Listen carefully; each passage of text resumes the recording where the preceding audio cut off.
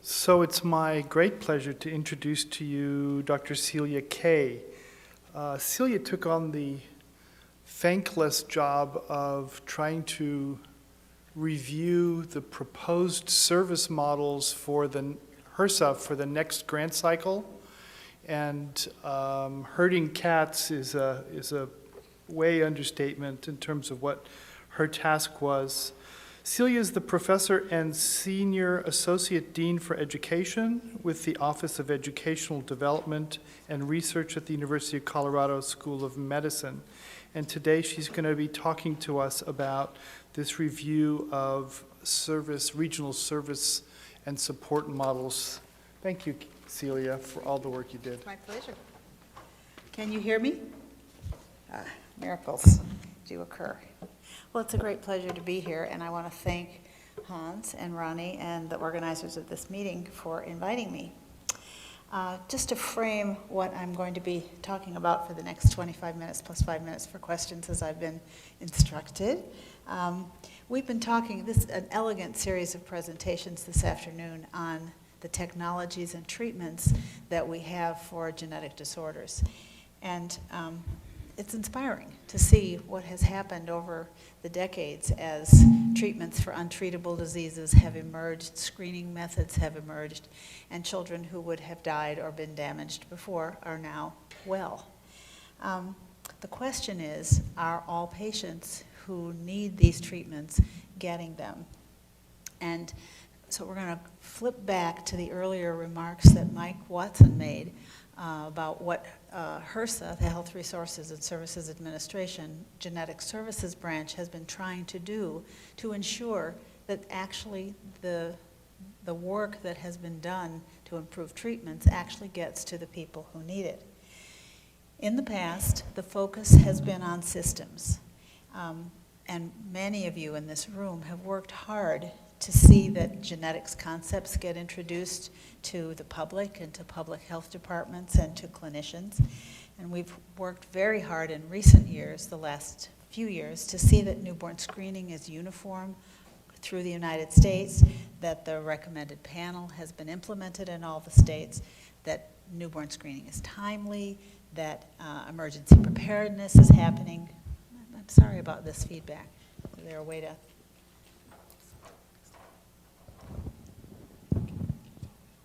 I can talk, sure. Okay, let's see if that's better. So that systems have been improved so that treatments do eventually trickle over to patients. But it has not been HRSA or Genetic Services Branch focus in the past to actually get into the clinical realm directly. In the future, it looks as if HRSA has evolved and wants to assure that access actually happens and that future systems that they support will be focused more on access, particularly to underserved populations. HRSA has always been the agency for access to the underserved, and now it's time for genetics to move away from primarily working on system support to working more on access support. So what I'm going to talk about now, as introduced by Mike, is how would that look? How would a system that HRSA supports to provide support to clinicians and to patients within the actual care system, how would that look? How do services get to the underserved? So that's why I'm talking about the NCC Regional Genetic Support Services Models recommendations, because that's what the last year has been since the funding of the NCC in this last 2-year cycle, or most recent 2-year cycle.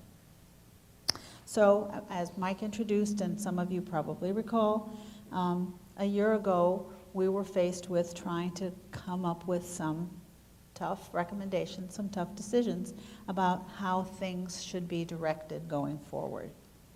And today we're going to talk about that. Mike already told you about the fact that the NCC grant, a 2-year grant, had as part of its component the charge that there should be a regional support services model work group that would actually look at how, again, services could be focused on access in the future for something like the regional collaborative system.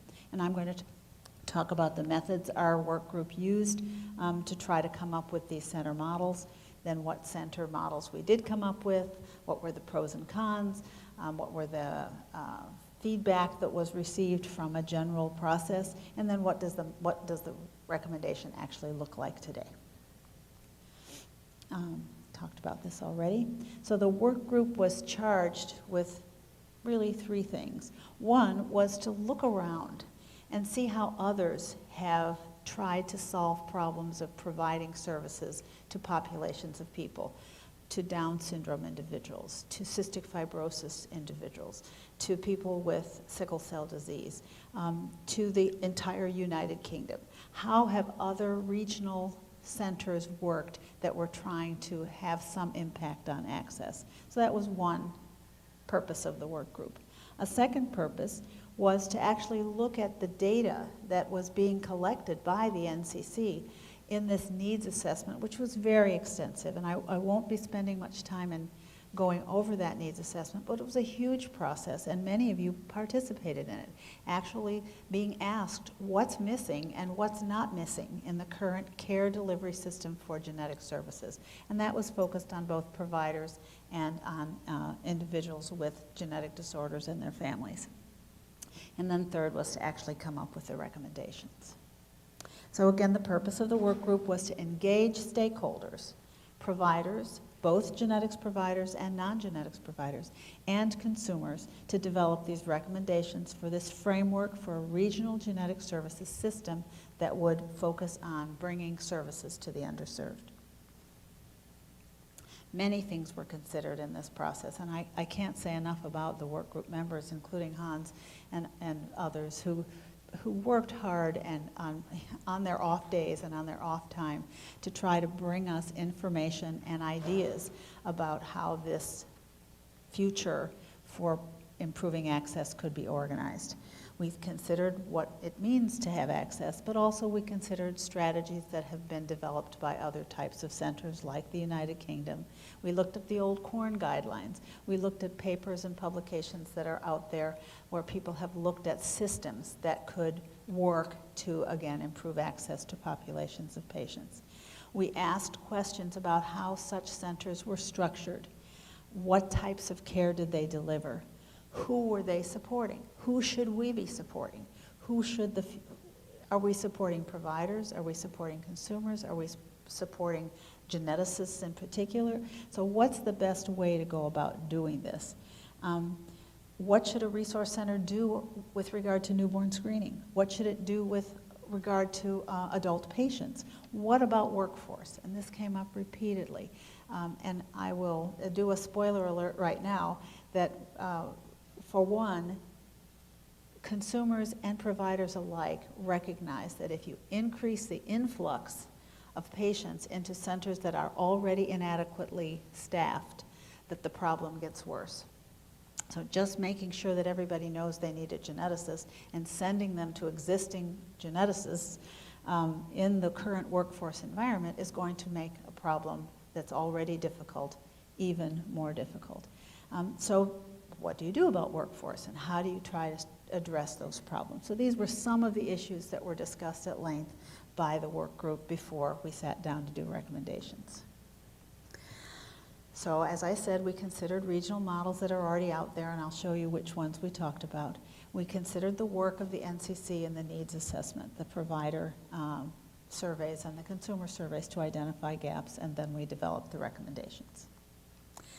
One of the early pieces of work was to develop this template. You can't read it, and it's okay.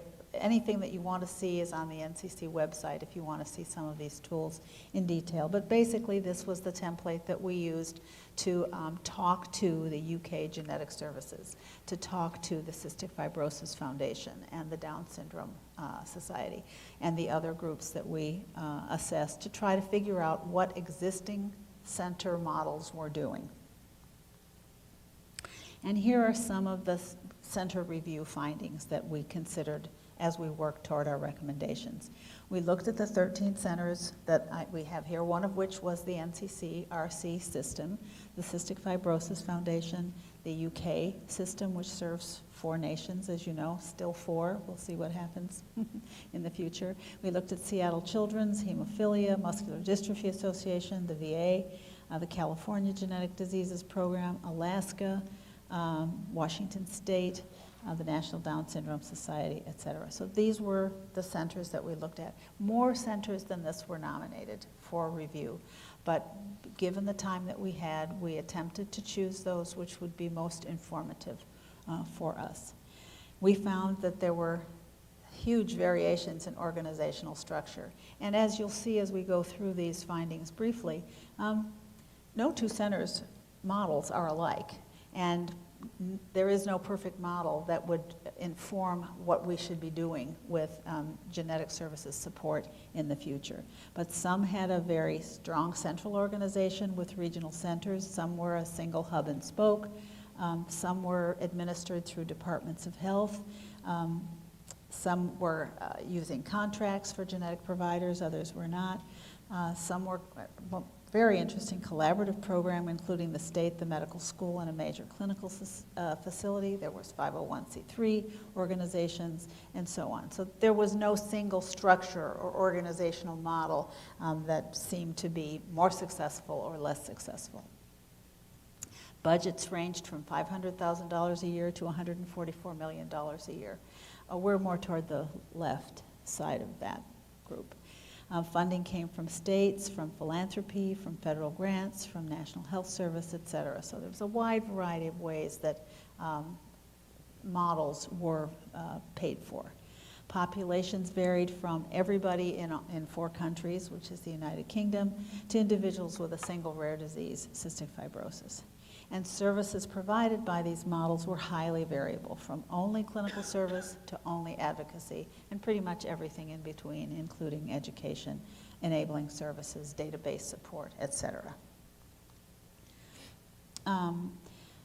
Were there cross-border challenges? That was one of the things that we were interested in, because we know that for genetic services purposes, where some states have no geneticists and individuals must travel across state lines to get services, this can be an issue for genetics. But for the centers that we reviewed, this was rarely, if ever, a significant issue. Use of telemedicine was extremely uncommon, even in those centers that were focusing on clinical service. For example, the UK, they just don't do it. Provision of mental health services as a component of services, say, for cystic fibrosis patients or for Down syndrome families, was not a formal component of any of the centers that we saw. All acknowledged the importance of mental health services, but solved the problem through referrals. Measures of impact were unsophisticated in general. Generally, simply counting encounters, but there were some, well, in particular cystic fibrosis, which has an outstanding database, where more subtle outcome indicators could be tracked. And everybody thought they needed more help, which probably they did. So what were the themes that came out of these center reviews? Number one, most budgets are much higher than the NCCRC system has historically received, and much higher than future resource centers are likely to receive. It's clear that states can play a very significant role in solving problems, particularly the missing geneticist problem, and Hawaii is a good example of that. I skipped the paid staff as essential, and that's absolutely true. For collection of data, you can rely on volunteers for a little while, but eventually you have to pay somebody to do it, and the best example of that is the cystic fibrosis centers, which pay clinical centers to collect data, and they have outstanding data and have reaped the benefits of outstanding data. A collaborative model, again, focusing on Hawaii, can be very helpful, where the state, a large hospital, and a medical school got together to solve the problem of the missing geneticist. State support for outreach clinics can vary widely depending on the specific needs of regions within states, and Washington State is the example of this, where some genetic centers within the state are funded almost fully by their state genetics program, where others are given continuing education and access to teratology services, but don't need the broader level and the higher level of support. None of the centers, as I said before, had a mental health support component. All acknowledged its significance and importance. Regional collaboration can, with a central coordinating office, can facilitate sharing of resources, and of course the NCCRC system is the poster child for that. We are also the poster child for volunteerism. A tremendous amount of work gets done in the regional collaborative system by professional volunteers and by consumer volunteers, and it definitely helps us to go a long way on a small budget, but there's always the risk of sustainability and burnout from people who are doing things on their own time. Desired activities like data collection certainly can be enhanced by the way that funding flows.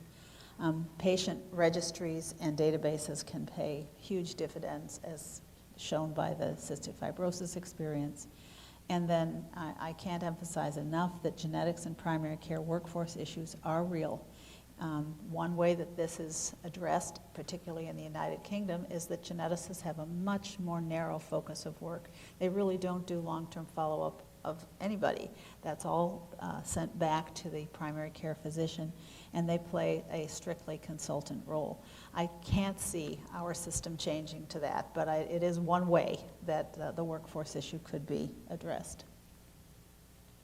So after reviewing these center models, I think we learned a lot. Our minds were full of ways that resource centers could be organized.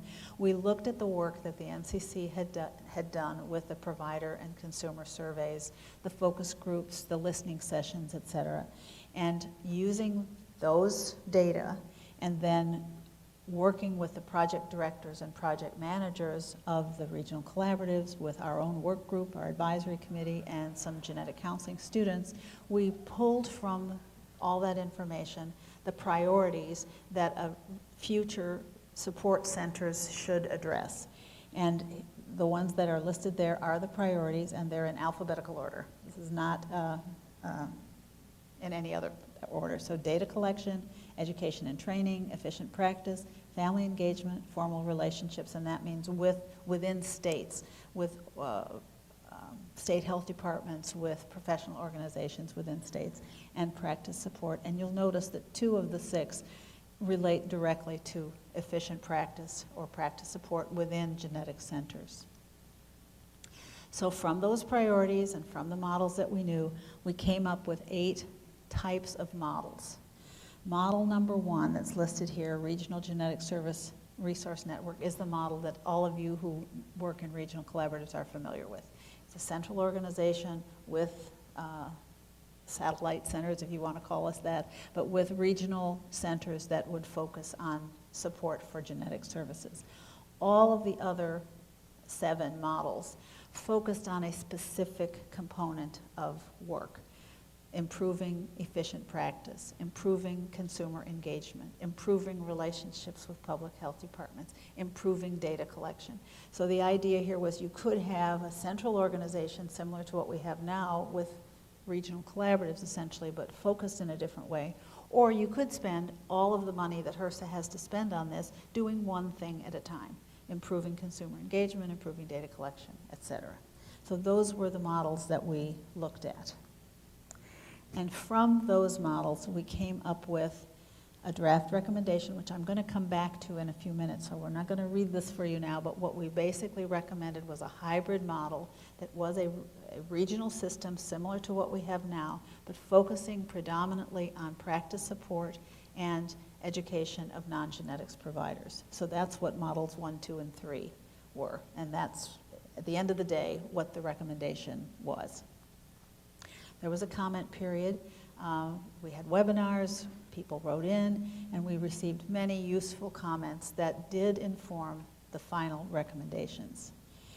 Now I'm going to, because of the interest of time, I'm going to go to this slide. If you want to see my slides, they also will be posted, but these are the themes that actually changed the recommendations. Number 1 was that there was a strong sense that we did not include the the role of the consumer and the importance of family engagement in the way that the initial draft was written.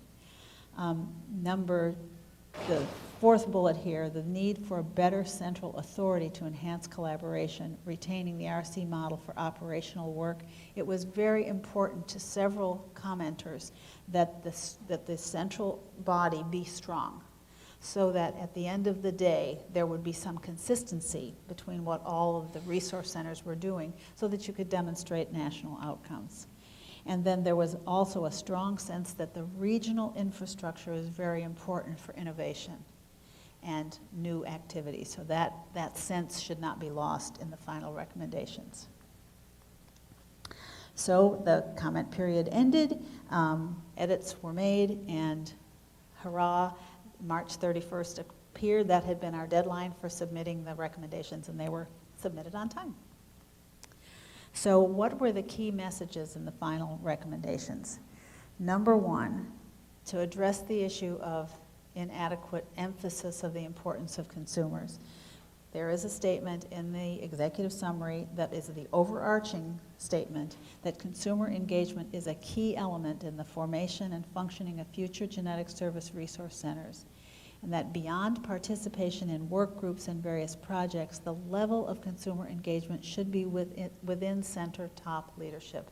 In other words, we're not talking about a committee that meets on its own and then sends a document to an advisory group. We're talking about consumers engaged fundamentally in how services that are focused on them should be structured and evaluated.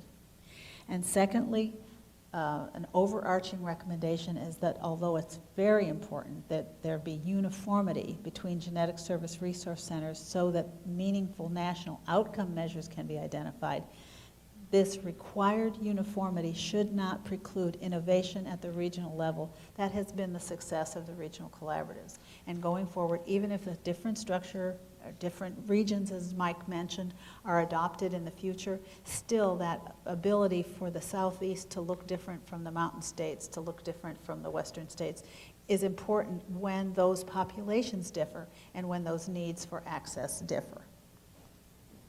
So as I said, the final recommendation is a hybrid model with a regional genetic service resource network that looks quite a bit like the NCC regional collaborative system, but where the focus is on support for practice and where the focus is also on education to non-genetics providers. And the reason for this is that there was a strong feeling, and again, I can't emphasize enough that this was consumers as well as providers, that genetics centers need some help. They need tools. They need help with number one, insurance authorization, getting tests done so that it doesn't take the geneticist 8 hours of writing notes and working just to get a single patient seen and authorized for the essential testing that that patient needs. So practice efficiency tools that will be quite region specific, I'm sure, because every clinic runs in its own way. And then support for just-in-time educational tools for the many providers out there who are willing to be partners with geneticists, but they don't have the tools to do that, so that some of the workload in patient management and coordination can be offloaded onto primary care and other physicians who are, and healthcare providers who are willing to do that work but don't have the tools to do that work.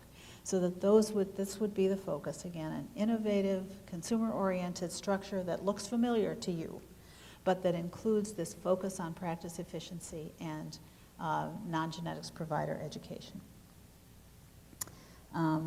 So recommendation number 2 is regionalized structure, as we've already talked about. Number 3, that central coordination that we've already touched on. And this is the spoiler I didn't tell you about, but maybe I did, that people receive their care within their clinical setting. Future resource centers need to also function within that center, provide support within that setting. Much of the focus of the regional collaboratives has been on the public health departments, and that will continue, but it's highly variable across the nation. Some, as we've heard today, public health departments have terrific genetic support, but some have none. And so focusing it all through public health will not get to the patients who are still needing access. So this needs to happen within the healthcare delivery system that we live in now. The final set of 4 recommendations identified gaps. The first gap that was identified is provision of non-genetics provider education. And although we want future resource centers to address this problem, it is recognized that there must be work done with the professional organizations. The pediatricians and the gynecologists and obstetricians are not going to get education if their own organizations don't require that education for recertification. So we ask that HRSA work with those professional organizations. I know I'm out of time, so I'm going to stop. Data collection is a big deal. We could spend all the money on data collection, but it was felt that we should provide services rather than doing that. Lack of mental health services is an issue, and HRSA should work with the appropriate organizations to try to improve that problem. And then the workforce. That there is a workforce agency within HRSA, and we would like to see some steps taken to improve the genetics workforce going forward. Next step is we're going to write a paper, and I'm going to hear from you. Do you have any questions?